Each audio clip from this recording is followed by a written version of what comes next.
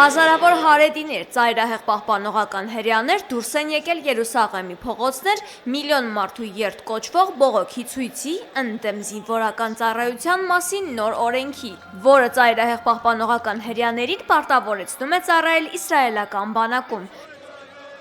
Աղոթքի և պաշտամունքի միջոցով մենք ավելի արդյունավետ ենք պաշտպանում մեր երկիրը, քան զինվորները։ Մենք ենք հայրենիքի իրական պաշտպանները։